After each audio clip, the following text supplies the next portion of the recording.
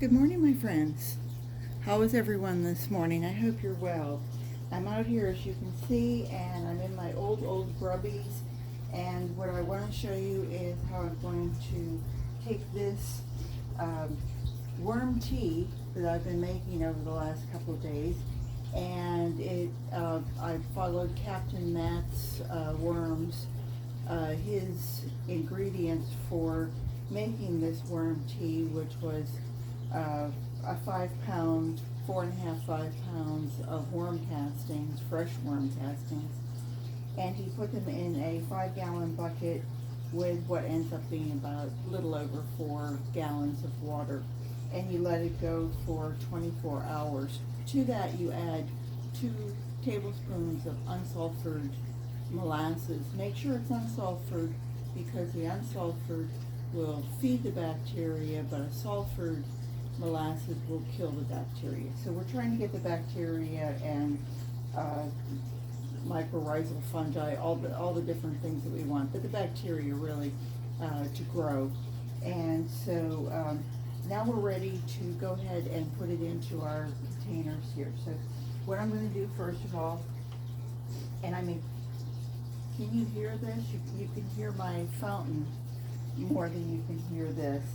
Is I'm going to turn it off. I mean, we're just a little home setup here, so it's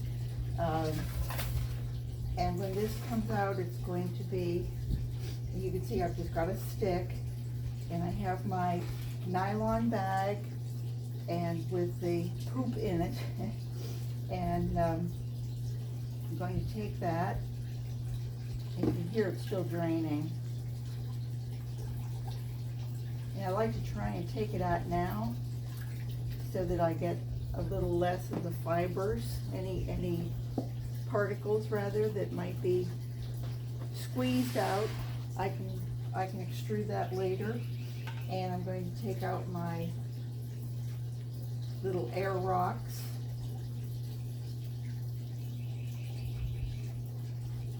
Put this back here. We'll deal with, I like to rinse those off each time. I don't know if I'm going to be able to lift this. Apparently I am. And I just want to make sure that you can actually see it. Let me come back there. Okay, good. Good. So far so good. Now I just need to find something. About a nice can, and I just want to, I like to just kind of gently go in there so that I think all the particles, if there's anything in there, it's pretty much fallen to the bottom. I hope you can see that. And if you have any kind of a funnel, just wash it out.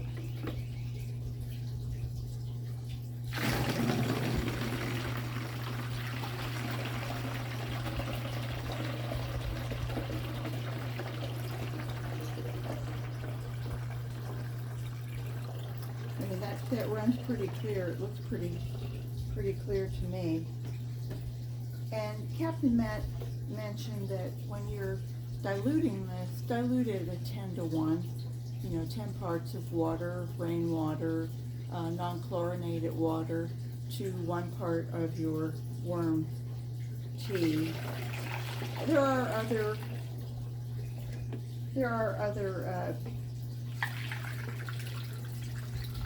recipes for this. I've had some people say to me, well, you could add fish emulsion to it, and you can use this and you can use that.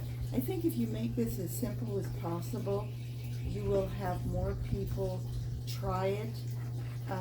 Even if you didn't have access to worm castings, or you didn't have rabbit manure, if you had well-rotted cow manure. Oh gee, I don't have cows. Where would I get well-rotted cow manure? Well, you could say, go up to Lowe's go to Ace, go to Home Depot, buy a bag of black cow manure. And it's $5-6. And I'm sure you know somebody whose kids had a fish tank and they don't use it anymore, but their bubbler still works. Well, you could use that. You're really just trying to add oxygen back into your water along with the bacteria that's still in the in the manure, and then add some molasses to it, unsulfured, and you will have your perfect solution for feeding your plants. Now you can use this either as a foliar spray, or you could saturate your plants with it. And you can use this on both indoor and outdoor. It's not like you're saying, oh gee, I'm putting poop in my soil, I don't want that in the house. So that's just my way of doing it. Let's see if we can get a third one over here to show you, because I wanted to kind of get down to the bottom. I think through evaporation this is probably maybe barely 4 gallons, and this isn't an exact science. I think if you add a 3-gallon bucket, add a 3-gallon bucket. My aerator has a high and low little dial to it.